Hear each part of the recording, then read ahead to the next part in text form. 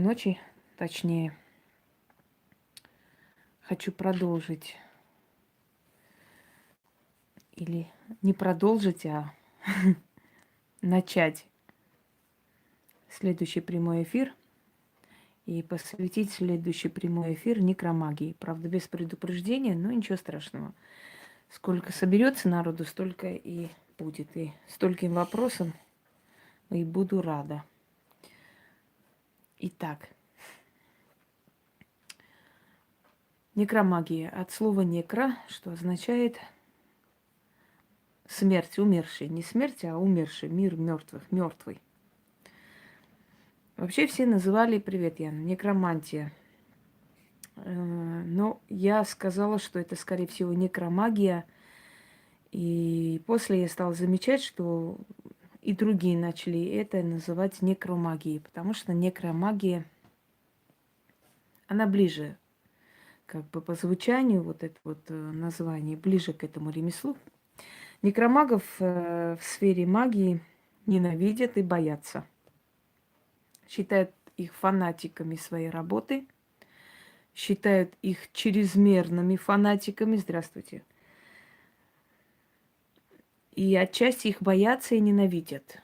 Некромаги сами друг друга не очень жалуют, потому что они очень, ну, как любой талантливо одаренный человек, да, он капризен, он считает свою сторону, свою, скажем так, свое направление самым правильным, ревностно относится к своим работам, не любит, когда... Здравствуйте, здравствуйте. Не любит, когда указывает что-либо или советует. В общем, это тяжелые люди. И не просто тяжелые люди, они еще и...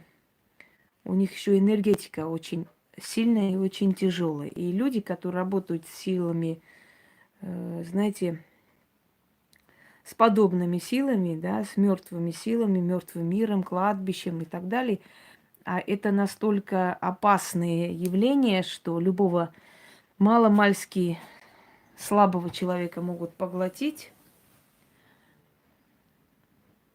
то, естественно, человеку приходится быть сильным. Добрый вечер. Из Испании тоже. И в Испанию добрый вечер. И поэтому такие люди, они, как правило, сильные очень и грубоватые. Не удивляйтесь, потому что, я еще раз говорю, с такими энергиями взаимодействовать вы бы еще хлеще стали. Я помню, однажды одна женщина написала своей знакомой, которые были у меня в друзьях, в одноклассниках, написала обо мне, что вот, знаете, у вас в друзьях, у тебя в друзьях Инга Хусроева, и я смотрю, и все говорят, что она грубый человек, грубый и такой, иногда может хамить, иногда может послать. А я смотрю на нее и понимаю, что если бы я работала с такими силами, то я бы тоже стала очень жесткой, потому что человек, который работает с такими силами, не может быть слабым. Он должен быть очень жестким, где-то жестоким, где-то хладнокровным. И поэтому теперь я понимаю, что, имея дело с такими силами, этот человек неудивительно, что жесток где-то. Так что, дорогие друзья, если кто-нибудь может по ночам ходить на кладбище, да, то, то пусть говорит мне об этом. И я, скажем так, я пойму причину его жесткости тогда. О некромагии вообще мало что известно. Напишите-ка, что вы знаете о некромагии, а я вам сейчас объясню самую суть некромагии. Что вы знаете о некромагии? Что слышали? Развенчаем мифы о некромагии. Добрый.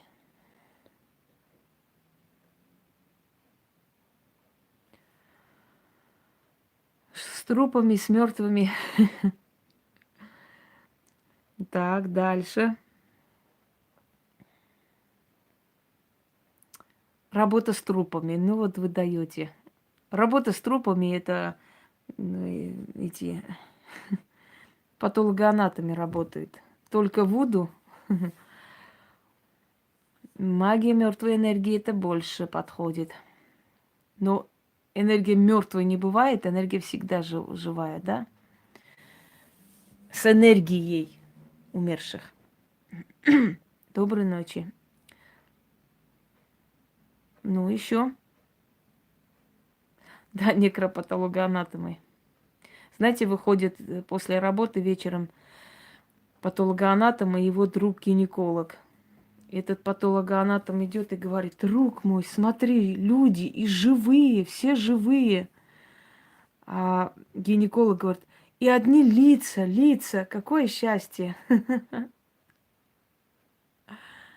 Ну, это тоже относится к некромагии, да, подкладывание покойникам что-то, чего-то такого. Боже ж мой, что за ужасные вещи вы слышали о некромагах? Так, дальше.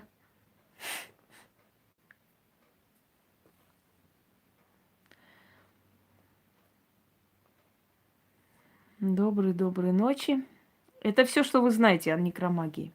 Вся информация. Правильно я понимаю? Угу. Не знаете вы некромагию точно.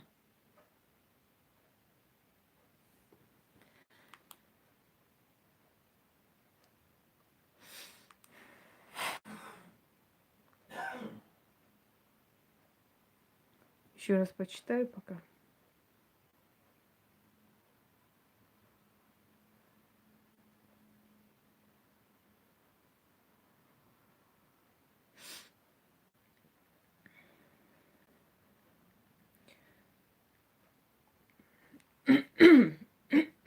Так. Мертвецов поднимает из магии. Это больше относится к зомбированию. Но тоже часть микромагии. Сделка делается. Нет, не бред. Это как раз правда.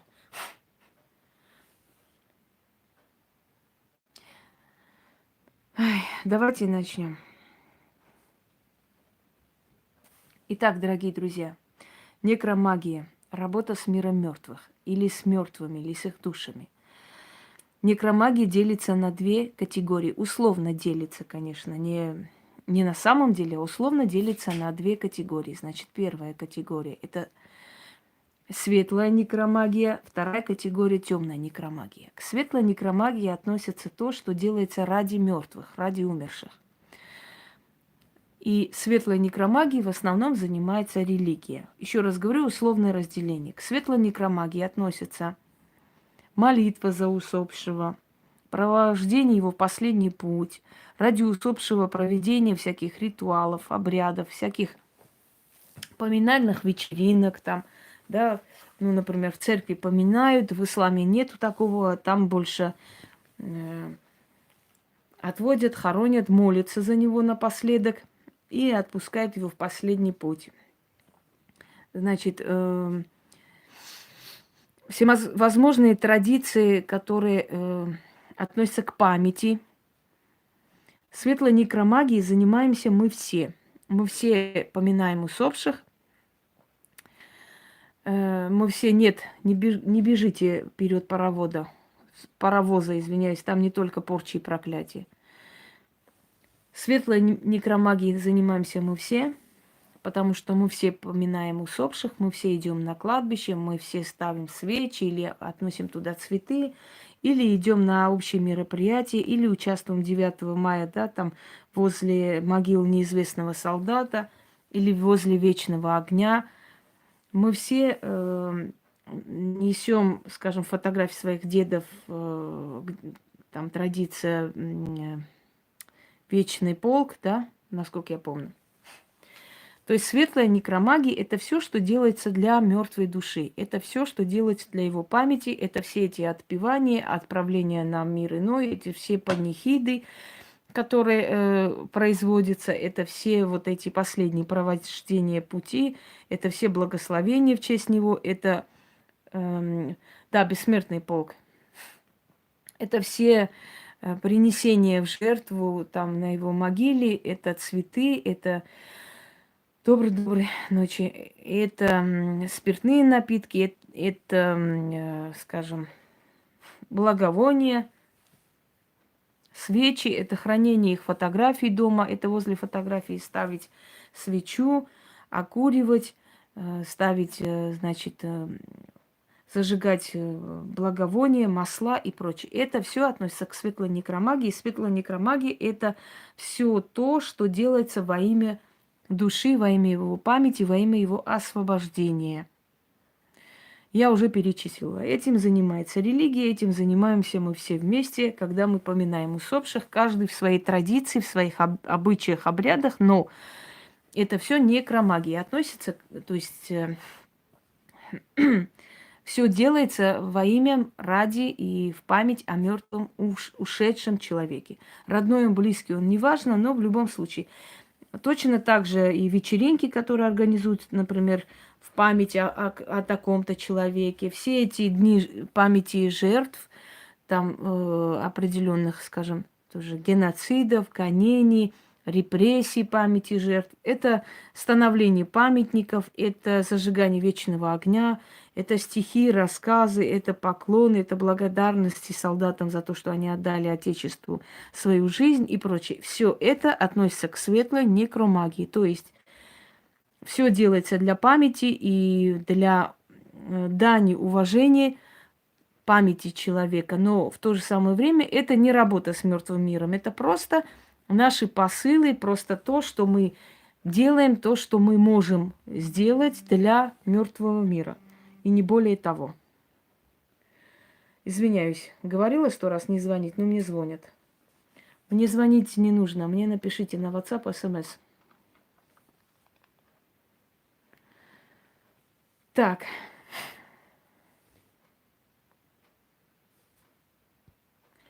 Ну, здесь магия не нужна была, если вы просили у своего отца, ваш отец, ваш родственник, ваша кровь, он родной человек, и он может вам помочь и без магии. Скорее всего, это значит, он просил за вас и стал как бы заступником, как бы вашим хранителем, и через него вам дали ребенка родить. Такое может быть, но не каждая душа способна помогать с того света. Тоже учтите. И темная некромагия, которым занимаются, собственно говоря, колдуны, ведьмы, шаманы, в общем, практикующие магию, да, темная некромагия. Хочу вам сказать, чтобы вы знали, не каждый, кто практикует магию, знает и умеет как бы все эти дебри, все тонкости некромагии. Не все, кто практикует магию, знает, что такое некромагия и пользуется этим. Чтобы не было заблуждением это. Не все, кто практикует магию, являются в том числе и медиумами. Не все, кто практикует магию, могут делать очень темные ритуалы и знают разные направления магии. Понимаете? Те, которые знают все эти стороны темного ремесла, их можно отнести к уникальным мастерам, потому что такие люди, они всесторонне развиты, они знают, собственно, им дано все, что есть в магии, то есть исчерпывающе им дали все, что в магии существует. Вот вся эта информация, все эти направления магии, все это умение, все это ремесло, оно концентрируется на этих людях. Таких людей не так много среди мастеров и практиков, чтобы вы знали. Поэтому не каждый, кто практикует магию, может сказать, что он еще и некромаг, что он еще и медиум, понимаете? И очень может быть, что даже если вы попросите и за большие деньги, не каждый практикующий решится пойти на кладбище и что-то сделать. Не всем это дано. Многие из них стараются как бы обойти эту тему, опасаются этого, понимаете? Потому что работа с кладбищем – это особая ответственность.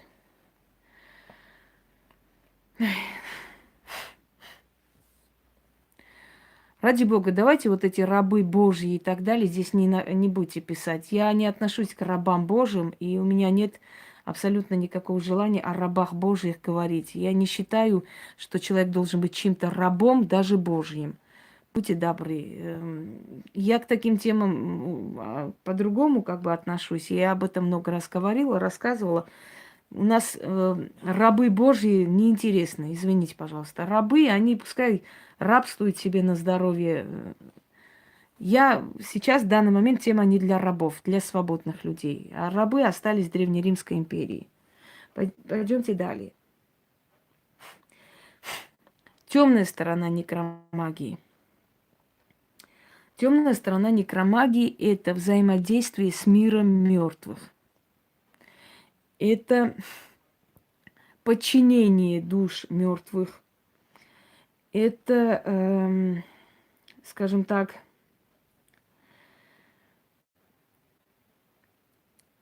снятие и лечение определенных болезней на мертвой земле. То есть это взаимодействие кладбища, это работа с мертвыми душами, это работа со всеми энергиями, которые находятся всеми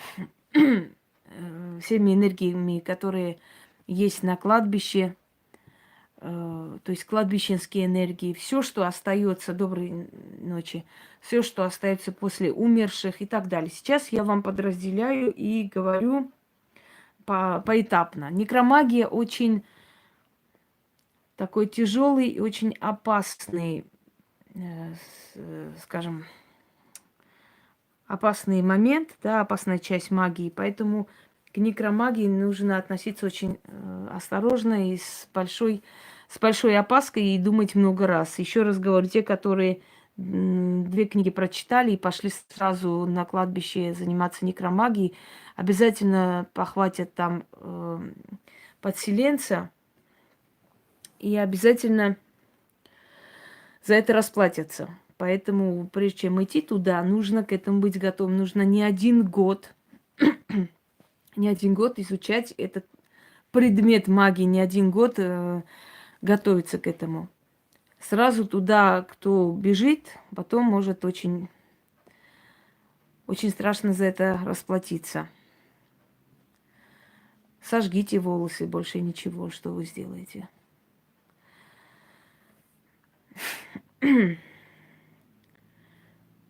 Вот. Значит,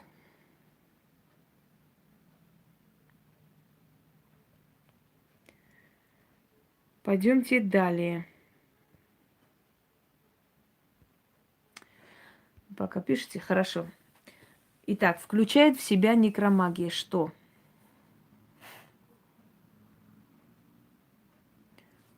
Можете зажечь и дома. Некромагия включает в себя не просто просьба или... Да, разблокировала. Ну, заблокирую еще раз, извини. Я просто решила убрать это существо оттуда и нажала нечаянно. Потому что не у каждого есть такое разрешение и дозволение. Не каждый своей жизнью заслужил, чтобы иметь право после смерти помогать своим родственникам и близким. Так, дорогие друзья, некромагия – это не только работа с душами или с мертвыми энергиями. Некромагия – это более обширно, чем нам кажется. Он включает в себя следующие аспекты. Первый – это работа с божествами. Это работа с божествами, которые отвечают за мир мертвых, которые могут помочь в определенных ситуациях именно наладить контакт с миром мертвых. Например, Геката.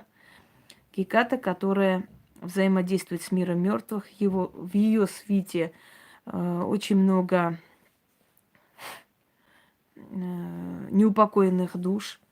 Она собирает души погибшие или внезапно умершие, которые не готовы уйти в мир иной. Она хозяйка перекрестков, она хозяйка ночных погостов. То есть она может и погосты патрулировать, и ей кланяются, и ей подчиняются все силы кладбищенские. У Гекаты есть определенные функции и очень много прав в потустороннем мире. касаемо мертвых душ, душ неупокоенных и так далее. Это может быть, скажем, в греко-римской традиции, например, его звали Эрикшикель или Эрикшигаль, точно так же тот, который собирает души, да. Это может быть жнец, то есть божества, духи, силы потустороннего мира, отвечающие за мир мертвых, за послежизненный период, скажем так. Это может быть Калли, которая разрушающая, отсекающая, она по сути богиня смерти, да. Это может быть Мара, это хозяин кладбища. Вуду, например, это барон Сэмиди и мама Бриджит. Тоже они полностью, грубо говоря, патрулируют, контролируют кладбище и души. Ну, например, в шумерско-вавилонском пантеоне божество темный орел назывался он, или темная птица, которая точно так же есть посредник между миром живых и мертвых. В армянском пантеоне ее звали Гисане, та, которая сопровождает души в потусторонний мир, но потом она стала покровительницей рода и женщин. Ну вот, знаю, если бы я не знала, я бы не смела называть себя ведьмой. Понимаете, пока я не буду знать этот предмет от и до, я не посмею туда лезть. Многие, которые лезут в магию А и Б, не могут связать и хэкают, как колхозные буремки. Ну, поэтому и позорят, собственно говоря. Потом дальше пойдемте. Египет, Анубис, да, Анубис, который сопровождает души мертвых в потусторонний мир, потусторонние лабиринты и так далее.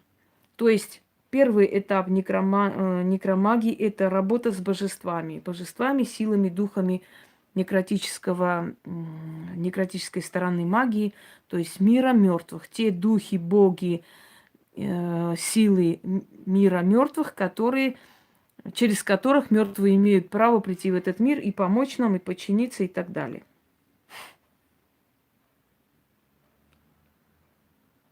Дальше. Значит, энергооболочки мертвых. Второй аспект, работа с ними. Как это происходит? Энергооболочки мертвых – это те мертвые энергии, то есть та отрицательная энергетика, которая осталась после них, но энергооболочки мертвых, они ненадолго остаются, 40 дней и минимум год. Пока тело не истлело полностью, душа находится рядом с телом, то есть возле своей могилы. Поэтому все такие более сильные работы, которые делаются касаемо порчи и прочее, прочее, где-то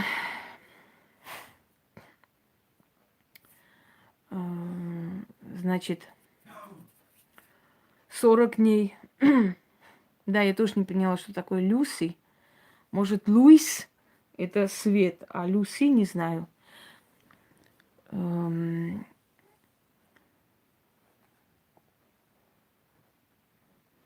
Кто это Люси? Извините, не совсем поняла. Значит, да, фильм такой. Ну вот, не смотрела такой фильм. Значит, энергооболочка мертвых, то есть активная оболочка мертвых, энергия, которая постепенно начинает улетучиваться, и пока она не улетучивается, ее можно использовать в своих целях. Но это свежие могилы, это только умершие, но представленные люди. То есть нет, я не смотрела, к сожалению или к счастью, эту фантастику, мне некогда. Третий момент уже души умерших, с которым мы работаем. Значит, вот энергетическая оболочка – это совершенно другое. Это то, что оставлено после умершего человека, его вот эта вот уходящая энергия от него уже. Но уже третий момент – это работа с душами, именно с душами. Заключение договоров с душами, отправление души куда-либо, просьба к душе, чтобы забрал что-либо от человека, да. И очень, очень, скажем так, наивно полагать, что некромагия направлена только на зло и на порчи, на приворот, на все такое. Некромагия, дорогие друзья, вообще-то аспект магии, который лечит такие болезни, которые другие даже близко не берутся обсуждать эти болезни. То есть другие даже не смеют лезть туда и что-либо снимать, а некромагия это снимает, понимаете? Это такой аспект магии, который способен на очень многое. Понимаете, на очень многое именно снять уже такие застарелые порчи, застарелые проклятия, уже безнадежные болезни снимает некромагия. Потому что земля мертвая на кладбище, она может как и убить, оно может так и исцелять. Понимаете? Только поэтому некромагию не воспринимайте как просто какой-то фильм, все, отвлекайте меня с этим фильмом. Не воспринимайте некромагию как нечто очень зловещее или плохое. Оно сильное, опасное, скажем так, но не только направлено на зло. Может быть, тут всякое может быть, я не удивляюсь. Э, Многие люди, которые приходили ко мне, и многие болезни, многие очень страшные вещи, которые невозможно было снять по-другому, я снимала через некротику, через кладбище. Поэтому вы же не думайте, что некромагия – это такая страшная стезя магии, и она направлена только на зло. Нет, это знание, это сила, это умение. А куда я это направлю, это зависит от меня, от человека, да, от его моральных качеств, от необходимости в тот момент, как, куда направить и так далее. Пойдемте далее. Четвертое – это как работа с каузальным телом умершего. Это каузальное тело – это, как бы вам сказать, это как его предназначение в этом мире, его судьба. Вот перекинуть его судьбу, то, что ему было дано, то, что он должен был пройти в этом мире, прошел и ушел, как перекинуть на другого человека. Это в основном делают, если, скажем, если нужно делать порчу. То есть участь умершего человека перекинуть на живого. Это называется работа с каузальным телом покойного. То есть его судьбой, работа с его судьбой. Его судьбу перекинуть на другого человека. Я ничего не поняла. Мертвый родственник оставлен в доме. Что за смех, Елена Кошелева? Не совсем поняла, извиняюсь. Вот этот смех, к чему он был. Фотографии мертвых родственников выставлены в доме на нас. Как влияет? Это память. Мы не должны обрывать память. И мы не должны обрывать связь с ушедшими родными. Если только вот они для памяти существуют, а никак они не влияют. Они в плохом смысле не влияют. Я не люблю, конечно, когда весь дом обставлен портретами умерших, но и выкидывать портреты близких людей. Ну женщину. Вы знаете, в этой битве экстрасексов они там готовы жрать и друг друга, лишь бы выйти на первое место и показаться оригинальными. Они и крысу на плечах таскают, и чего только там не делают. Так что фото с похорон желательно просто спрятать куда-нибудь. Хотя, честно, я даже не понимаю, в чем вообще прикол похороны фоткать. Честное слово. Свадьбу я еще понимаю. Вот похороны фоткать я никогда не понимала. В чем там интерес и крутизна? Фоткать как-то не очень понимаю. Здравствуйте. Мне это не ясно, лично мне. Может, кто-то понимает смысл? Я не вижу смысла. Еще раз посмотреть и плакать, да, вот, что человек ушел. Так, секунду, сейчас я попробую поставить свечу. Если он, конечно, будет стоять. Ага, нет.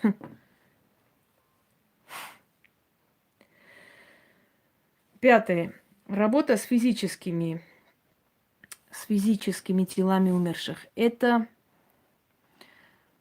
части тел, это может быть кости, череп человеческий, потому что череп человеческий считается как бы пристанищем души, и в древние времена не зря брали череп врага. Ну, например, если помните, да, череп Святослава сделали, из черепа Святослава сделали чашу. То есть брать череп врага означает не только его победить, его тело физическое в этом мире, но еще и взять его душу и мучить. То есть поработить еще и его душу. Понимаете? У нас дома всякое может быть. Это неудивительно. Ну, можете потом пересмотреть. Может, правда мигает. Дело в том, что предметы ничего не делают, они не мигают, не шевелятся, но есть духи, есть демоны, вселенные в эти предметы, а они могут создавать любые иллюзии, любые. Иногда люди говорили, что им кажется, что статуи оживают, или на них поворачиваются, смотрят, или у них выражение лица меняется, понимаете? Так что это может быть. Так вот, работа с телами умерших – это непосредственно прядь волос, скажем, клочок одежды, это кость, понимаете? И это мертвая вода. После омывания покойного старались эту воду вылить куда-нибудь в яму и закопать. Но некоторые могли эту воду красть, например, чуть-чуть взять и прыснуть возле дома своих врагов. И тогда через некоторое время в доме врагов тоже появлялся покойник, да? Вот это к чему работа с телами. Это не означает, что тело забирает, но с телами. В древние времена палачам давали денег для того, чтобы они позволили им зайти после казни, зайти ну, туда, где это тело находилось, для похорон или для куда-то там в яму их закапывали. Заходили, приносили одежду жертвы, клали в рот покойному и, значит, сжимали челюсти покойного. И он должен был укусить эту одежду. Если он укусил эту одежду, потом тайком относили и подкладывали обратно. Ну, например, свекровь могла таким образом избавиться от своей снохи. Здравствуйте. Каким образом?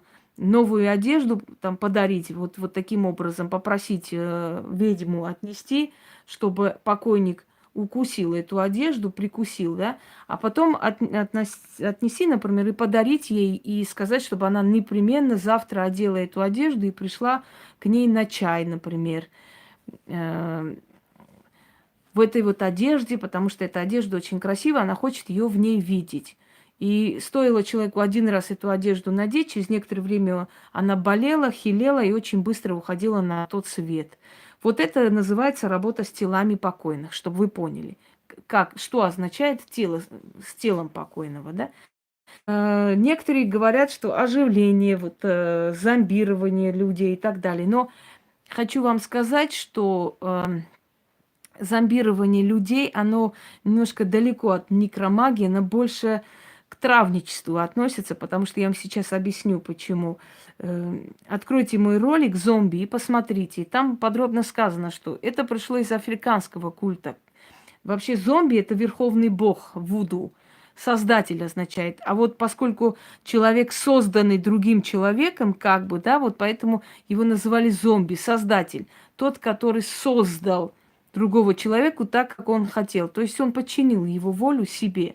Как происходило с зомби? Колдун приходил, например, просил руки одной женщины, да, или девушки, и вот ему отказывали.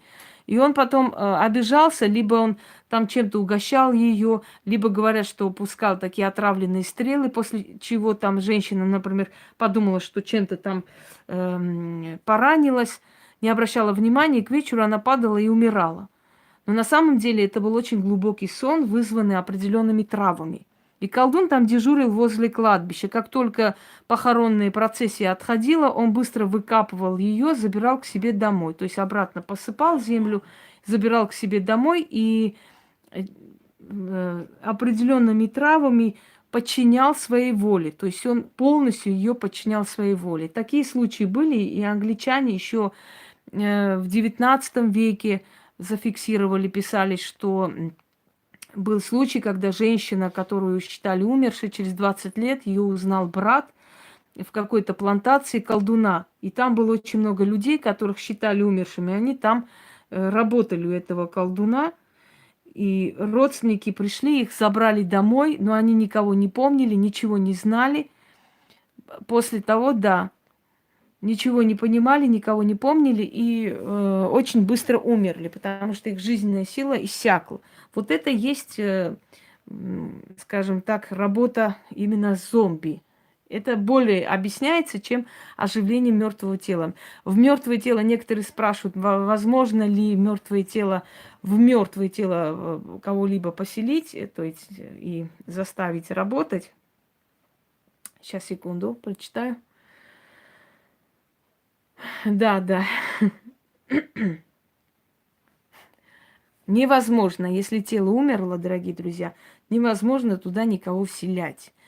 И все эти вот загадочные зомби и прочее, это всего лишь определенная болезнь, я бы сказала, сумасшествие, когда у человека тело не подчиняется, тело теряет абсолютно способность себя защищать. Вот, например, есть определенная болезнь кожи, наша кожа обладает защитным слоем, оболочкой. Понимаете, вот на кожу попадают бактерии, на кожу попадает грязь, да? Она не всасывается же в кожу, она находится на коже. Мы смываем это все. Но есть люди, у которых абсолютно кожа теряет защитную функцию, абсолютно теряет защитную функцию, и все, что на него попадает, тут же вызывает заражение. И у этих людей просто кожа гниет вот живем. Они постоянно должны лечить, мазать, потом уже доходит до того, что они ходить не могут до такой степени. Вот, то есть есть определенная болезнь, при которой тело перестает подчиняться и абсолютно теряет свою вот эту защитную функцию. Вот это тоже можно отнести к зомби, понимаете, там различные есть. Но давайте все-таки мы не забудем, что магия – это очень точная наука. Магия – это не мифы, не легенды, не рассказы, знаете, такой древней старины. И поэтому, если мы будем сейчас ориентироваться на мифы, легенды и рассказы, то мы отойдем от магии и придем к мистике. А магия и мистика – это разные вещи. Мистика – это все, что сочиняет, придумывает человек для того, чтобы объяснить те или иные события. А магия – очень точная наука. Так, далее. Сейчас я зажгу.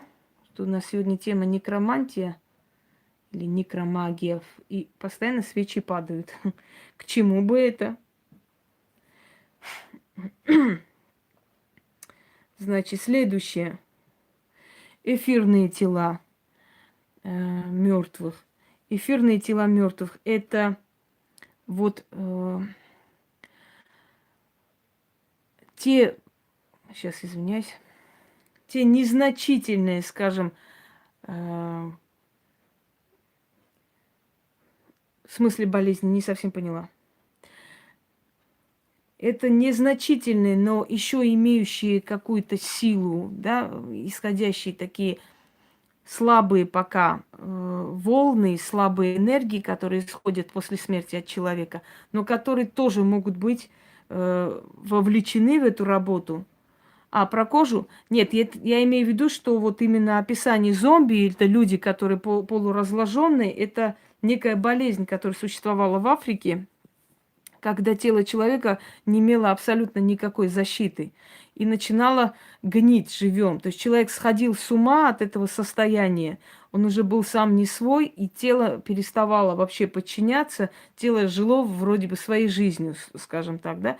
И человек полусумасшедший, да, вот в таком положении вот и фиксировали как якобы зомби, как живых мертвецов, которые ходят в полуразложенном виде, и они умершие и не умершие. Это болезнь. Это была болезнь, и эта болезнь, слава богам, вроде бы исчезла. Но в то время эта болезнь была. Определенная болезнь в Африке свирепствовала в те годы, и зафиксировали. И обвиняли местных колдунов, якобы они вот вселили что-то в тело, или человек умер, а там некая душа существует и так далее.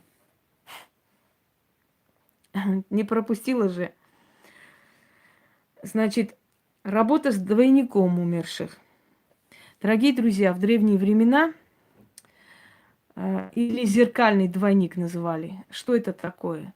В древние времена, когда человек умирал, незаметно для родственников человек, который колдует, да, колдующий практик, приходил как бы сочувствовать и так далее. И незаметно для родственников, пока они отходили. Он доставал из кармана зеркало, подходил к лицу покойного и отражал его в зеркале. А потом быстро заматывал черную ткань, сувал в карман и через некоторое время уходил с этим зеркалом. В этом зеркале отразилась его душа, потому что душа пока что находится с телом, пока тело как бы не истлело, пока тело не похоронили. Он забирал эту душу и порабощал, заставлял работать на себя. Это зеркальный двойник мертвеца называется. Или зеркальный двойник мертвого. Но поскольку в наше время есть фотографии умерших людей, ну, например, есть у меня такой ритуал венчание с мертвецом, если помните, когда фотографии живого и умершего вместе ложат и хоронят. И умерший зовет живого к себе, то есть забирает. В наше время есть фотография. Фотография точно такой же зеркальный двойник умершего. Через эту фотографию можно его вызвать, можно ему дать определенные задания и отправить куда угодно. Некоторые колдуны, например, идут, естественно, только так. Некоторые колдуны, например, любят порабощать, скажем, души детей. Потому что души детей, они еще не зрелые, еще не понимают абсолютно ничего, они в полном подчинении, но от них можно получить некоторую информацию о потустороннем мире, еще что-то другое. То есть они до 40 дней идут на кладбище, где есть ребенок. Сначала дружат с этой душой, относят куклы, игрушки, сладости и так далее. А потом порабощают, забирают эту душу и хранят у себя. Бывает ли им что-то плохое, то есть наказание колдунам за такие деяния? Дорогие друзья, если сила дается только разумным.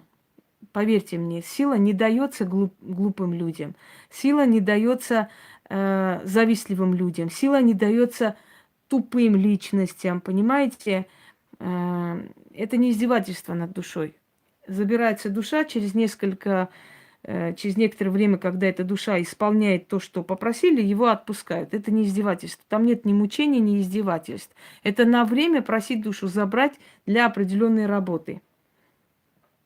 Да, кремация. Если вы хотите, чтобы вашу душу вообще не могли достать никакие колдуны, маги и чародеи, кремация.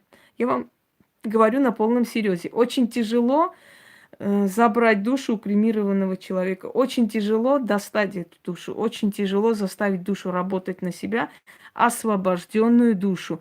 Пока душа не освободилась, его очень легко взять. И пока у души есть могила, кладбище, туда можно пойти и заставить эту душу работать на тебя. Если нет могилы, если нету тела, если нет негде эту душу достать, то кремированное тело колдун, ну, очень трудно. Это должен быть очень сильный колдун и должен быть такой, которому охота тратить на вас очень много энергии, понимаете? Если люди, у которых есть связь, да, если есть люди, у которых есть связь с некротической силой, а они не занимающиеся, не практикующие люди, конечно, никакой пользы не приносит. Никакой пользы, это забирает их энергию. Но мы-то сейчас говорим не о обычных людях, правильно? Так. Ну, потому что считается, что на третий день у него уже стражники, которые могут его сопроводить в мир мертвых. Ну, у мусульман, например, хоронят сразу же. Если человек умер днем, то пока солнце не село, его должны хоронить. По идее. Но сейчас уже иногда делают и отступления от этих традиций, потому что не всегда успевают люди. Кто-то должен приехать, и это все надо организовать. Это раньше в саван и хоронили, а сейчас много чего нужно делать. Смотря как умер этот умерший. Если этот умерший умер своей смертью в постели от старости, то его вещи не принесут никакого вреда. Если человек умер от онкологии, мучаясь, то его вещи вообще лучше никому ничего не отдать, потому что у онкологически больных это не очень хорошо. Если человек умер от наркотиков, если человека убили, чем хуже была смерть человека, тем желательнее от его вещей избавиться и быстрее. Если раньше похоронили, раньше, да никуда не девается, это просто традиция, дань традиции, Натали. В день рождения обычно поминать, как мы обычно поминаем. Просто может отнести туда, скажем, его любимые фрукты, если там рядом находится кладбище, да, розы отнести. Просто как живому человеку. Вы же знаете, что у богов мертвых нет, у богов все живые. Это для нас мы условно делим как мертвые, да, как условно делим и магию на белую и черную. Точно так же. Это условное деление, умерший и живой. Они все живы. Просто одни живые с телами, другие живые без тел. Вот, зеркальный двойник. Для чего он нужен? Наслать на кого-то. Ну, например, вот смотрите, свекровь пришла там на похорон, да, ой, как я вам сочувствую, какие вы бедные люди, туда-сюда. Да идите вы отдохните, я с покойником посижу, там, я его давно знаю, вы идите на кухню, чай сделайте, устали, наверное. Вот послала я на их туда, вытаскивает из кармана тут же зеркало, показывает покойному лицо. Это зеркало обмотала, засунула себе в карман. И купила, скажем, нет, не стоит животное хоронить там. Хотя по древним традициям хоронили лошадей с хозяевами. Вот она взяла, значит, его, то есть это зеркало, положила в карман и отвезла молочные зубы.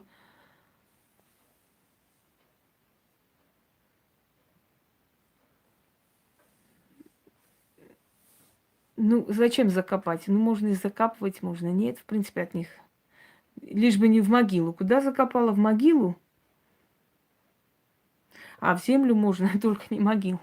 Так вот, вот она положила, значит, себе в карман это зеркало, да, и пошла.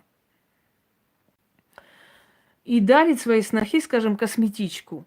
И туда ложит это красивое зеркало в том числе. Положила, изнутри закрыла. Но она не смотрится в это зеркало. Нельзя смотреться. Первый, кто посмотрится, тот на себя возьмет этого мертвеца. И вот она открывает. Ой, как красиво там. Спасибо большое. И зеркало такое. Посмотрелась. Ой, а это зеркало что? А зеркало вот тебе дополнительно для красоты. Вот, носи на здоровье. Ну, есть сейчас зеркала, которые закрываются, собственно говоря. И даже открыть не надо, да?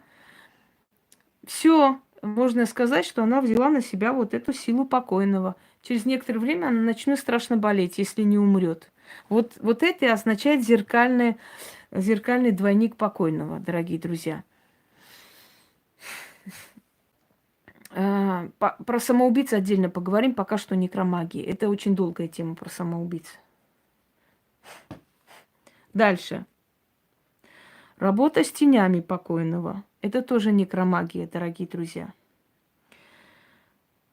Тени покойных, которые являются на землю, они могут служить много кем и много чем.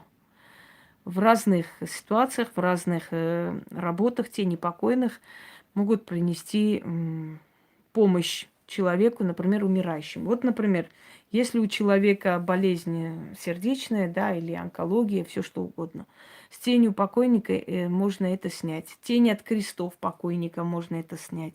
Вот идут там в полдень, например, когда кресты кидают тени уже на землю, да, наступает на тень креста и начинает читать. Или на тень памятника начинает читать. Вот тень, ты там укоротишься, ты исчезнешь, ты растворишься в воздухе, тебя не станет. Точно так же, как ты, тень, растворишься, уйдешь, тебя не станет. Так же пускай и растворится, укоротится, уменьшится, пропадет болезнь такого-то, такого-то.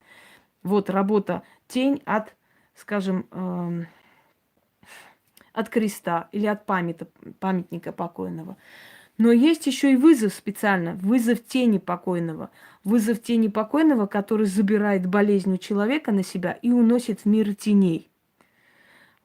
Понимаете, это следующий аспект. Смотрите, сколько аспектов вообще в магии, в некромагии, в которых вы думали, что всего лишь там идут на кладбище, что-то там ложат, что-то говорят. А их очень много аспектов. Далее.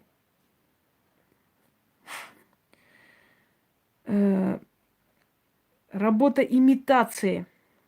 Имитации покойных. Смотрите. Память о покойном, его судьба, его душа, его вся эта информация о нем, да, остается в пластах информационных.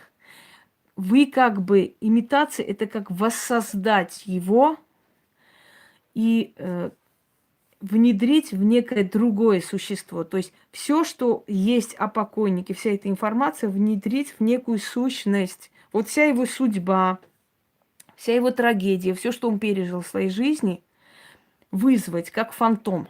Как фантом создать. Но это сложно вам понять, но я объясняю примерно. Его все чувства, мысли, страхи, ужасы, то, что он пережил. Создать воедино, собрать. Это желательно, чтобы это был человек, который покончил с собой, человек, которого убили, пытали. Ну, в общем, ушел нехорошей смертью. Собирается это воедино. Создается некий фантом. Потом этот фантом внедряется в некую сущность. Другую сущность. Ну, например, паразитирующих сущностей очень много всяких там сущностей. Нет, его душе хуже не становится никак, ничего не становится его душе. Он уже умерший, ему какая разница, какую болезнь он заберет. Вот. И вот в эту сущность вкладываете всю судьбу, всю суть, все пережитое этим человеком, все его страхи, тревоги, ужасы и так далее. И вот эта сущность как бы выдает себя за того покойника. Он уходит туда, куда вы его отправляете. Я надеюсь, что вы меня поняли. Все естество того покойника, все это, все пережитое этим покойником, все его страхи, все его ужасы и так далее, ради бога, вот это вот не приводите, потому что это чушь собачья. Там от креста уходит, так от жизни то сократится. Это все так кустарный метод деревенских бабушек. Это так себе. То есть все эти пережитые страхи, ужасы и всю эту боль покойного собирается, и этот фантом прикрепляется, может, вызывается определенная сила и отдается это все этой силе, паразитирующей силы, которые, ну, средний класс, вот эти вот, скажем так, низкие вот эти все астральные сущности, и отправляется к человеку в жизнь. То есть ты через эту сущность собираешь все чувства, всю боль и всю эту вот судьбоносные пройденные этапы покойного, отправляешь этому человеку, чтобы он то же самое пережил. Итак, давайте обсудим еще раз. Некромагия бывает условно делится на две части. Первая часть – это светлая некромагия, вторая часть – темная некромагия. Светлая некромагия – это все, что делается для души покойного и ради него. Это религиозные обряды, ритуалы, сопровождение его на тот свет. Это поминальные панихиды, это поминальные, значит, всякие там атрибуты. Это, что там еще? Собирание вместе в памяти об этом дне, о том дне, это посвященные стихи, это мероприятия и так далее, и так далее. В каком еще новом теле он должен реализовать? У него нового тела не будет. Он только один раз. Послушайте, магия Папиуса я не знаю. Я очень скоро читала Папиуса. И абсолютно не считаю, что он просто эталон магии. Я знаю мастеров и авторов книг более сильных. И мы сейчас обсуждаем не Папиуса, мы обсуждаем сейчас некромагию. Если вы еще не поняли. Честно говоря, вы мне надоели своими глупостями. Отвлекайте, я не могу ничего концентрироваться и рассказать. Все, идите где-нибудь в другом месте, раба Божья.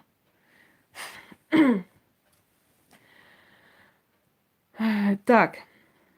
Вторая часть – это темная некромагия. Темная некромагия – это непосредственно, значит, делится на этапы. Первый этап – это работа с божествами, которые отвечают за потусторонний мир, да, за кладбище, за мертвых, за их души. В разных культурах они по-разному называются. Это работа с энергооболочками человека. Я уже объясняла, по новой объяснять не буду. Это работа с душами человека, каким образом разные там работа. Работа с каузальным телом человека, уже говорил, это все, это его судьба, это все, что он должен был пройти, этапы его жизни. Работа с физическими телами человека, это части тела, это кости, это клочки волос и так далее, и так далее. Значит, работа с эфирными телами умерших, да, работа с зеркальным двойником умерших или с его фотографией, или с его вещью. Ну, больше зеркально имеется в виду фотографии и то, что его отражает. То есть взять его душу для каких-то целей. Работа с тенями, которые можно вызвать, с тенями от его памятника, от их крестов, с тенью, который бросает даже ворота погоста, можно работать, и это все не просто так. Весь мир кладбищенский, мертвый мир, он един. В одном кладбище ты можешь попросить что-либо у умерших, которые похоронены за 1 000 000 километров оттуда. Работа с имитациями. То есть это воссозданием некого фантома, внедрением туда все его боли, всего пройденного, что он прошел в своей жизни, всей этой его судьбы, его страхов и так далее, и передать это все другому человеку. Если есть портреты, где и умершие, и живые, естественно, это все хранится. Если человек был вам родным, близким, то зачем это избавлять? Это память нужно сохранять. Нельзя прерывать цепь поколений, нельзя выкидывать все, что касается наших, значит, по его тени чистить, и по фантому, по тени как можно чистить человека? На тень, если наступить, начитать, то у человека можно судьбу забрать. Вы знаете об этом? Вы всегда уверены, что люди, которые рядом с вами, хорошие, потому что если человек наступил на вашу тень, он может сказать, как на твою тень наступаю, так и твою судьбу забираю, или там все твое добро забираю. Это крадник можно сделать на тень.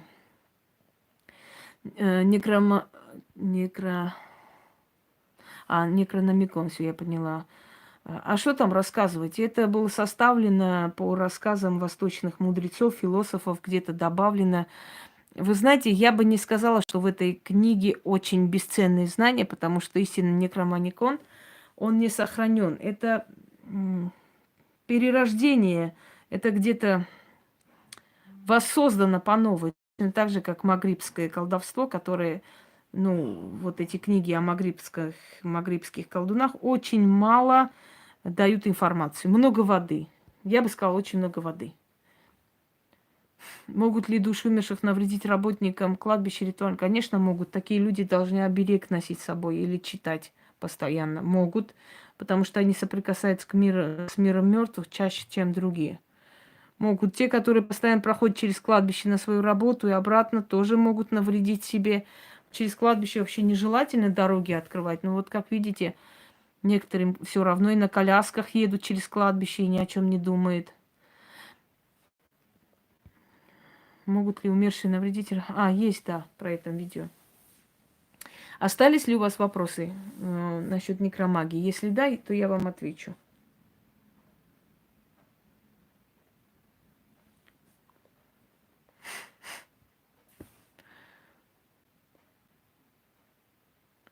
Какие у вас вопросы?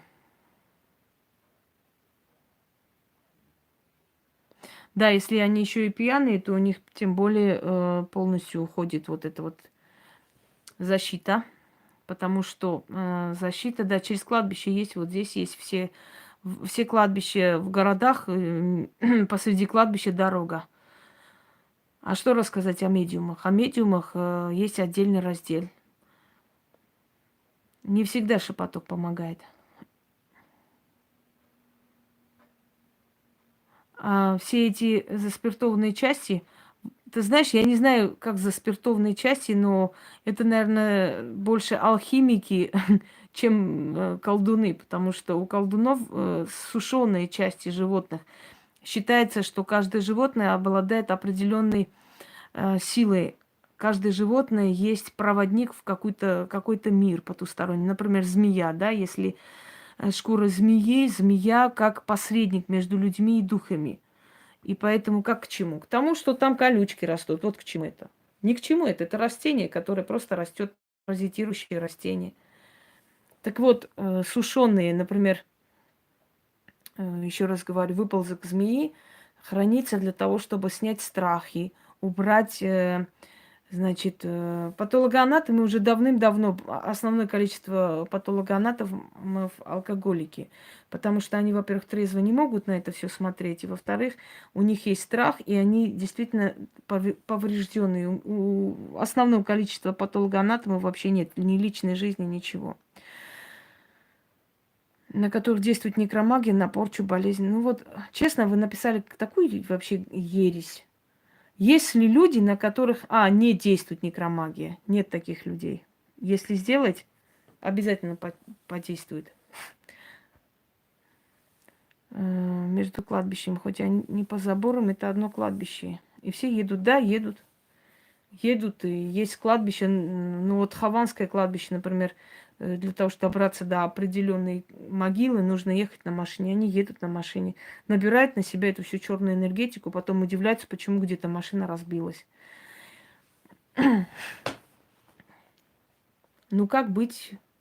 Стараться обходить кладбище, как быть? Значит, вам не нужно приветствовать хозяина кладбища. Хозяина кладбища приветствуют практикующие. Вам абсолютно ни к чему знать, как его приветствовать. Если вы приходите к умершему человеку, родному человеку, который там лежит, вы просто идете и делаете то, что вам нужно. Вам приветствие и неприветствие абсолютно не нужно. Вы же не собираетесь на кладбище работать. Вы же не практик. Так вот, змея, поскольку змея является стражем между мирами, поэтому через эту змею просится как бы снять этот страх, забрать в мир снов. Волк является хранителем тайн древних. Волк является сопровождающим темных богинь. Ну вот у Гекат, например, волк. Поэтому волчья лапка, да, или волчья шкура, она как напоминание о том, что через силу волка, через предназначение вот этих посредников душ, ты хочешь попросить что-либо, и тебе это дается. То есть каждая часть тела животного или птицы к чему-либо. И если человек хорошо знает магию и свою работу, то он понимает, какую там часть тела нужно для какого-то обряда. Для чего завязываются платки на оградку? Нас так пару раз неизвестные повесили зачем-то. Объясню. Это перекид болезни. Значит, вытирается человек и вешает на крест или на ограду с определенными словами. Но, скорее всего, там у вас практикует кто-то. Вот ведет человека туда, значит, протирает лицо этим платком, завязывает, что-то говорит, поворачивается и уходит. И откупаются где-то на кладбищенской этой перекрестке. Доброй ночи.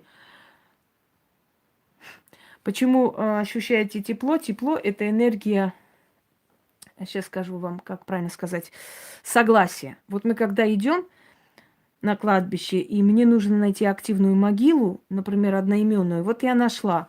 Я подхожу и задаю мысленно вопрос, готова ли она со мной работать, разрешает ли, позволяет ли работать.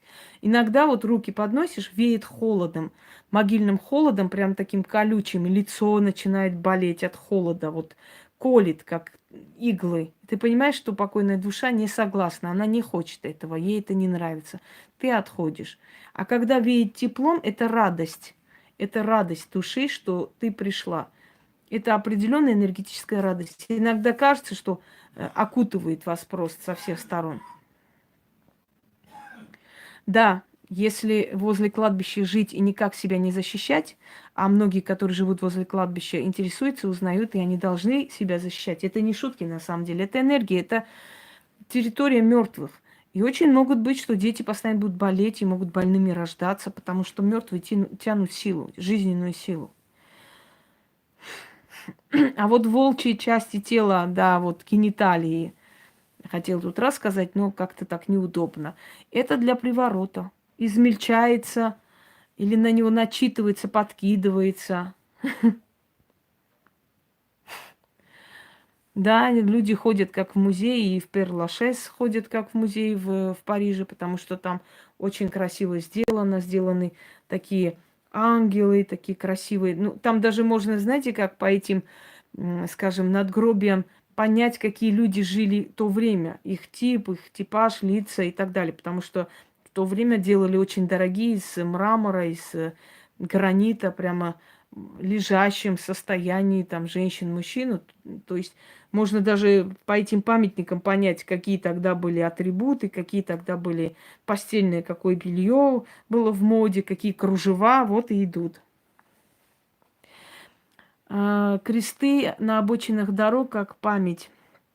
Знаете, когда мы ставим кресты на обочинах дорог, мы удерживаем там их души на самом деле. А если души мы удерживаем, эти души будут забирать новых душ.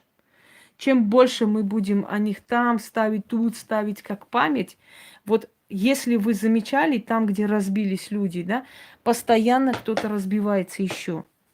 Вот мало того, что они разбились, там еще разбиваются люди. И мы говорим, это нехорошее место. И вот на этом месте, на этом участке дороги кресты, кресты, одни кресты. Потому что чем больше мы будем ставить кресты, тем больше мы будем удерживать их души там. А из-за удержания их душ они будут забирать себе новые души, как корм для себя. Маленькая умершая бабушка, дедушка. Такие портреты нельзя вешать.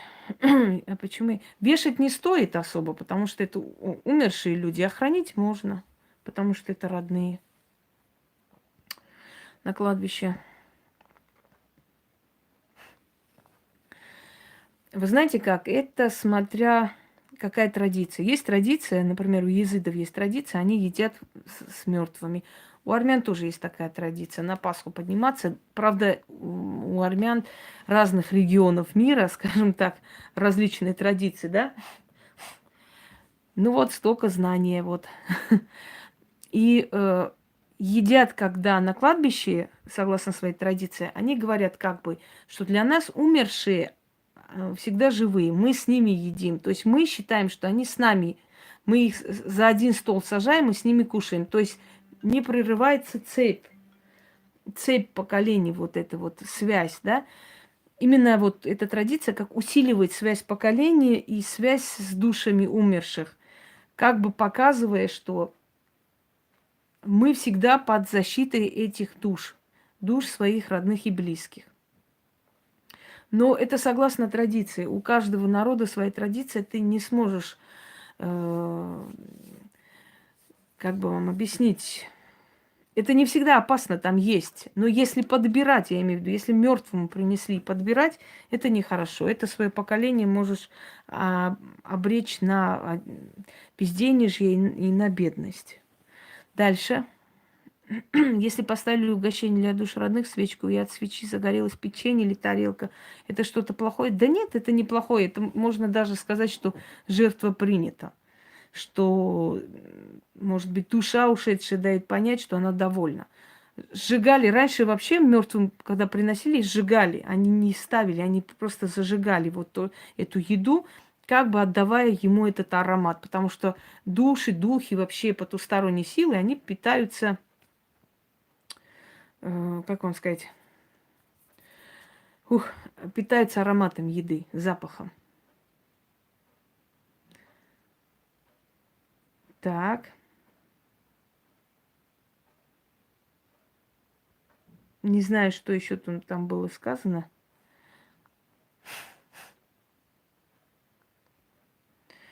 Да.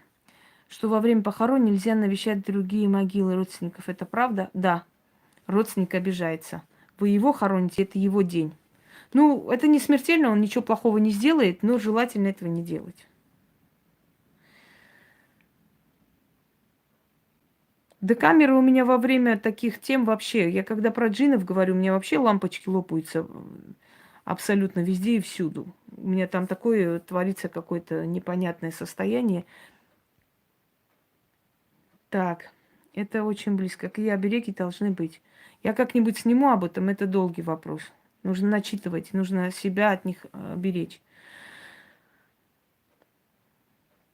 Ну вот видите, один крест, потом еще авария, потом еще авария. Чем больше вот этих крестов, тем больше аварий, потому что они тянут силы. Они ушли, они и другим покоя не дают.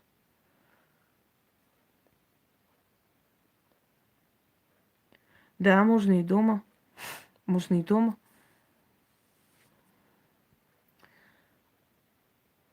Так. Ну, где те, которые работают в морге, вообще, мы когда на раскопках были, курганы Поволжья, там выкапывали, там были могилы женщин, мужчин, значит, нож лежал возле женщины. По традиции тогда ножи вот отправляли вместе с женщинами, неважно, там мужчины, женщины. И вот бабки там приходят, приносят э, кушать и так далее. И вот эти черепа, ой, что же это такое-то? А что у него там нож лежит? У нас профессор такой шутник, он рассказывает такие байки. Вот бабка, это просто муж застукал с любовником, зарезал ее и нож рядом положил, чтобы неповадно было другим. Вот. И тут же после этих черепов он там резал хлеб, кушал спокойно. Понимаете, как вам сказать? Человек привыкает к этой обстановке. Человек это такое существо, которое ко всему привыкает. Если собаку оставить там без хозяина, да, умрет от тоски, от боли, не привыкнет, не смирится. А человек, он привыкает ко всему. Если человек даже концлагерь проходит и дальше продолжает жить, о чем вы? Ко всему привыкает человек. Поэтому, да, они работают с трупами, и там же и едят, и нормально.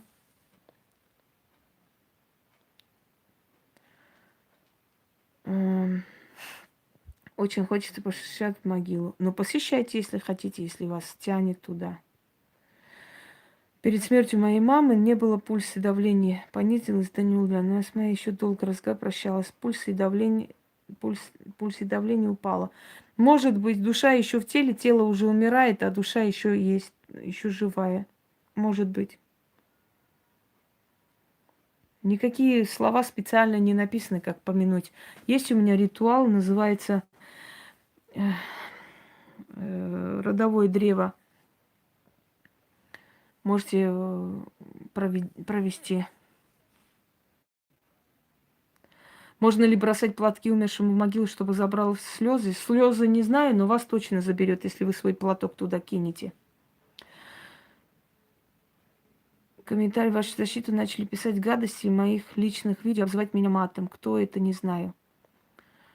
Вы знаете, привыкните. Очень много больных ублюдков вокруг моего имени пытаются создать ажиотаж и так далее. И любой здравомыслящий человек, который просто не воспринимает такие вещи, он уже мишень для этих моральных уродов. Не могу сказать, кто это. Много таких уродов. Конечно, ну поймите, все трусы, они без имени, без фото, без ничего. Э, Ну, зависть, ну что я могу сказать? Заблокируйте их, вот и все. Что еще сказать? Просто заблокируйте их, выкиньте их. Не обращайте внимания. Это обыкновенное ублюдство, больше ничего. Потому что когда они не могут мне ничего делать, они уже кидаются, нападают на моих подписчиков. Потому что, ну, как вам сказать, у меня разумная публика. У меня действительно разумная, зрелая публика. И это их очень бесит, им не нравится. Не обращайте просто внимания на всяких больных, убогих существ. Не тратьте на них время и силы.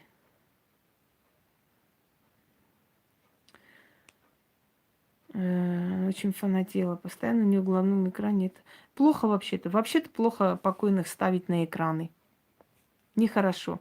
Я знаю, что вот, например, фирмы косметические или какие-то, которые логотипом выбирали Мерлин Монро, Вивиан Ли и так далее, да, вот этих шикарных, красивых женщин, они ставили. Через некоторое время они разорялись, потому что энергетика мертвая. Если энергия мертвая у человека, она будет тянуть мертвую энергию. Вот и правильно сделали. Так и нужно. Оберег вообще из природных материалов. Камень, дерево. И то сильно, поверьте мне. Кость даже.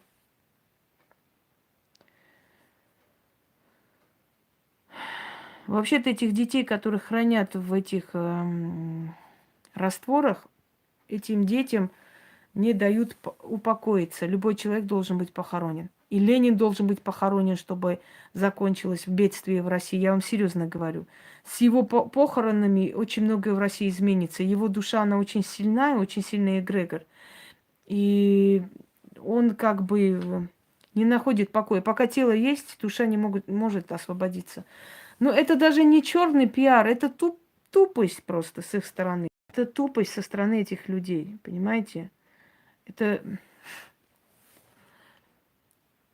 столько людей ко мне присоединяется, но невозможно кинуть дерьмо в человека, у которого действительно есть что увидеть, есть чему научиться. Ты можешь говорить все, что угодно, можешь монтировать какие-то ролики, какие-то уси-буси, гуси-гуси, нести какую-то ахинею, чушь, пытаясь опорочить этого человека, но у тебя ничего не получится. Единственный способ победить умного человека, единственный, и других способов я не знаю, еще не придумали. Единственный способ победить умного человека – это быть умнее его. Вот только этот способ может что-то сделать с этим человеком. А все эти клипы, все эти вот эти все кривляния обезьян, все эти затасканные морды, там, пытающихся показать себя профессорами и так далее, это бесполезно, дорогие друзья. Если эти люди хотят меня победить, им не нужно писать гадости моим подписчикам, им не нужно снимать какие-то глупые, тупые клипы, им не нужно вообще ерундой страдать, потому что они постепенно потухают, они уже никому не интересны. Все они так начинали, ажиотаж вызывали. Они даже не понимают, что эти 20 тысяч или 30 тысяч просмотров некоторых роликов, их, да, старых роликов, это не их заслуга, это просмотры, потому что мое имя там стоит. Если бы моего имени там не было, их бы никто не смотрел. Абсолютно никто. Так вот, эти люди должны понять, что единственный способ победить меня – это быть умнее меня и сильнее меня. Если они такими смогут стать, тогда, пожалуйста, тогда все люди пойдут за ними и меня оставят.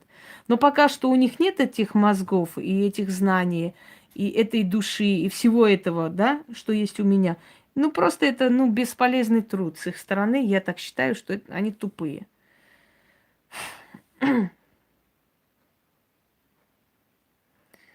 А кого нам похоронить, чтобы в Беларуси что-то поменялось?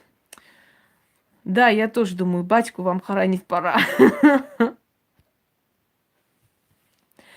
Душу одного парня, 88, она говорила с ним, он умер от аварии. Через 1 месяц погибла в землетрясении в Спитаке. Может такое быть или совпадение? Может обидеть душу. Потому что люди...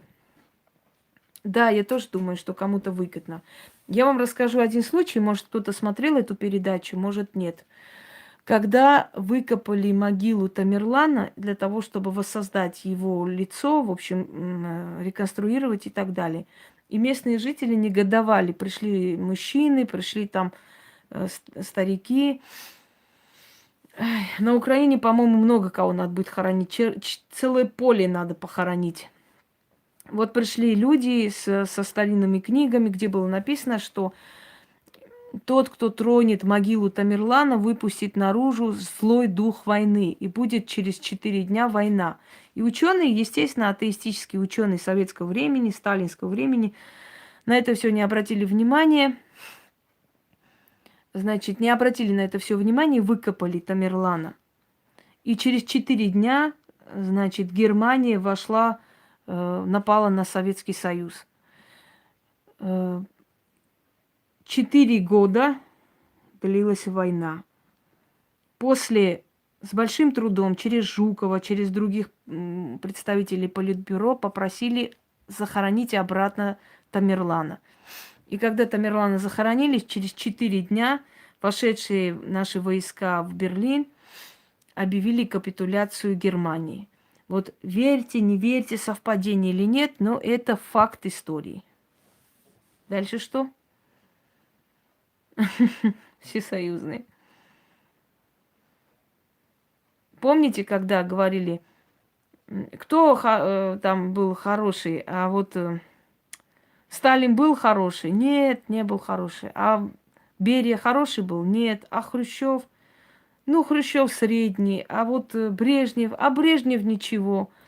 А вот там Черненко хороший или нет? Так он же еще не помер, не знаем, хороший или нет. Вот когда помрет, тогда узнаем. То есть у нас только после смерти говорят правду. Акулий зуб и волчий клык, и любой вообще клык, зуб и прочее, прочее могут быть амулетом, талисманом только тогда, когда оно заговоренное. И туда вселяется определенная сила. Стражник некий дает этому предмету, и через этого стражника идет охрана и помощь. Просто так носить там особо своей силой она особо не обладает. Очень мало пользы будет от него. Итак, господа, я знаю, что со мной приятно, но мне еще нужно кое-что вам сегодня подарить, поэтому мне нужно потихоньку отчаливать. Есть ли у вас еще вопросы по некромагии? Заговорить амулет. Ну, вы навряд ли это сможете. Это должен делать практикующий человек. Заговорить амулет. Ну, как-нибудь я вам дам для простых людей, как заговорить. Ну, чуть позже.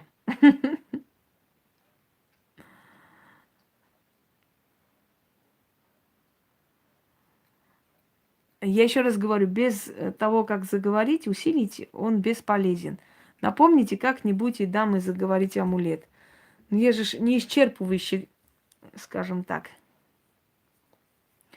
Пожалуйста, я надеюсь, что запомнили подразделение некромагии и многое иное, что вам пригодится для общего просвещения, да? Нет, ну, держать можно голову кабана, но вообще постарайтесь вы особых привязок не иметь к некротике, к миру мертвых.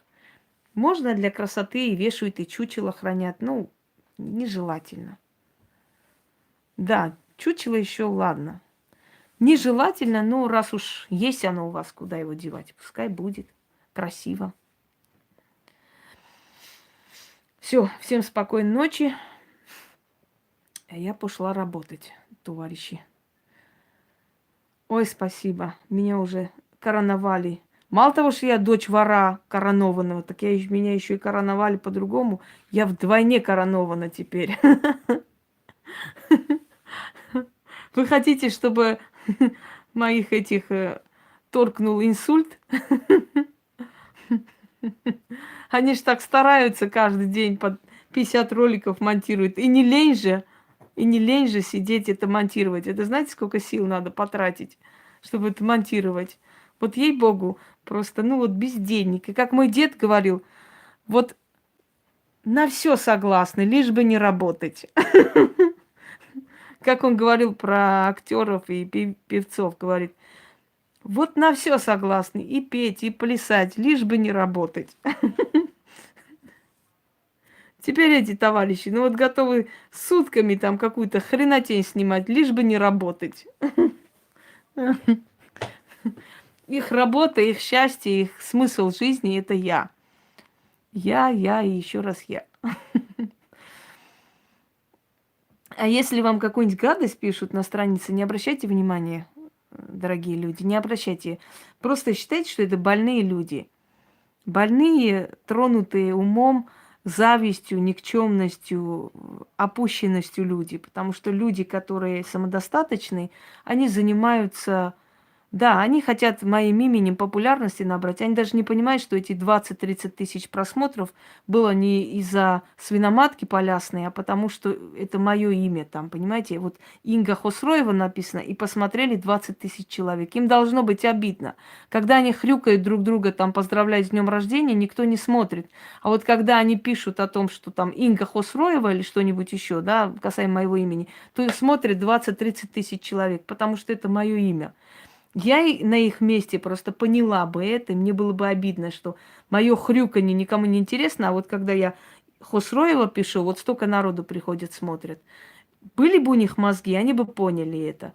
Да, всем хочется популярности, всем хочется. Знаете, вообще некоторые люди считают это великая честь, что они с самой Ингой Хосроевой воюют, знаете ли, вот они такие великие.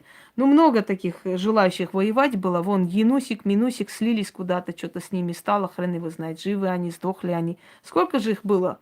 Потихоньку начали уходить, отходить в сторону. Почему? Потому что жизнь превращается в дерьмо. Хоть каждый день и орут, что вот все хорошо, все прекрасно, но мы видим их прекрасно и хорошо. Мы же видим. на самом деле. У кого прекрасно, а у кого хрень собачья. Кто получает каждый день подарки благодарности, а кто сутками сидит в своих обносанных там старых кофтах, да, и зубы за чужой счет выставлены, и несет какую-то пургу на самом деле. Уже как просто видя, что до меня не добраться, начинает вам писать. Не обращайте внимания, просто не обращайте, просто блокируйте, просто считайте, что это больные люди. Потому что люди, которые 2 года, 3 года, 4 года, 6 лет за кем-то гонятся, это действительно больные люди. Когда некоторые мне просто говорят, что, значит, да, вот, хорошо, спасибо. О чем я?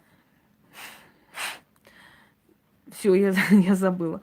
Просто вот столько лет, да, вот когда они, люди говорят, что вот столько узнали, столько всего там выставляют. Ну, вы поймите, если вам нечем заняться, если вы всю свою жизнь посвящаете одному человеку, вот вы просто вот вдумайтесь в это, да, если ты 2 года, 3 года, 4 года преследуешь человека, начинаешь писать, копаться, там, говорить с его друзьями, то обязательно с его окружения какой-нибудь шакал к тебе и уйдет, обязательно.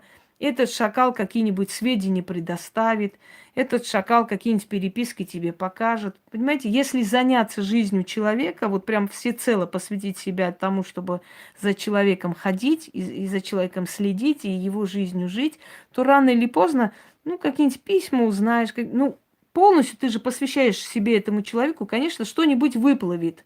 Это нормальная вещь, это так бывает. Если 5-6 лет только одним человеком заниматься, то да, конечно, ты о нем очень много информации соберешь и очень много узнаешь. Но что тебе это даст? Вот в чем вопрос-то. Что тебе это лично даст?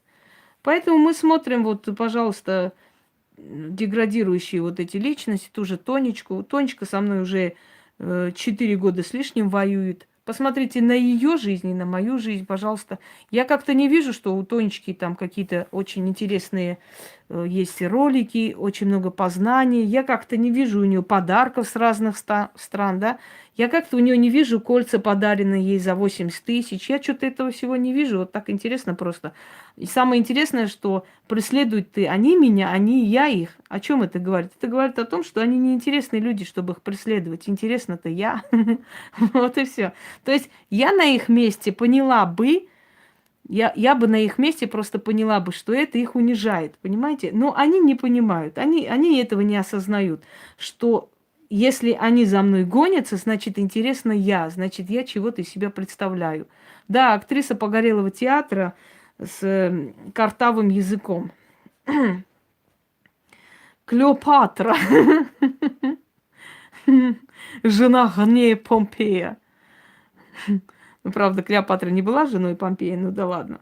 Пускай будет новая Клеопатра. Вот такие дела, дорогие друзья. Все. Всем удачи, всех благ. И еще раз не обращайте внимания на всяких убогих людей. Ну, больные они люди, что ж теперь делать? Знаете, как на фоне таких убогих умные люди, они особо выделяются. Я не знаю, что она лепетала, честно говоря. Вот не знаю. Они, по-моему, они лепечут вообще ни о чем. Вообще ни о чем. Они сами не понимают, что надо. Ну, лишь бы что не сказать. Еще раз повторю слова моего деда. Лишь бы не работать. Готовы на все. На все, лишь бы не работать. Всем удачи. Я пошла работать. Да, кстати, все. Нету моих шикарных черных ногтей. Не могу, товарищи. Мне нужно работать. Они мне мешают. Они действительно мешают. Я не могу отвлекаться от работы. Не могу. Я пожертвовала красотой ради работы. Не могу.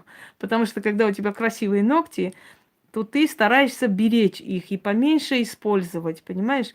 Поменьше, как вам сказать, ногти бережешь и мало работаешь. А мне так нельзя, нельзя. Я когда вижу у некоторых такие лопаты трехметровые, мне просто хочется спросить, а когда вы вообще работаете? Вот, знаете, некоторые выступают с такими ногтями, лопатами и говорят, что вот они каждый день по кладбищу ходят, это. Я что-то, ну, я не верю в это, реально. Тут один раз на кладбище нацепишься за что-нибудь и все, трындец. Да нет, нормально, такие же руки, какие рабочий процесс. Нет, работа превыше всего, все. Больше не отвлекаемся. Если бы ногти можно было бы на ушах нарастить, я бы нарастила, мне они не мешают. А вот на руках, да. На руках не могу. Я вообще не должна ни от чего зависеть. Ничего не должно меня подчинить своей воле. Даже красота, понимаете? Вот так, вот такие дела. Спасибо, господа товарищи. Все. Всем удачи. Ну, вам лопаты не мешают работать, а у меня другая деятельность. Всем удачи, всех благ и всего хорошего.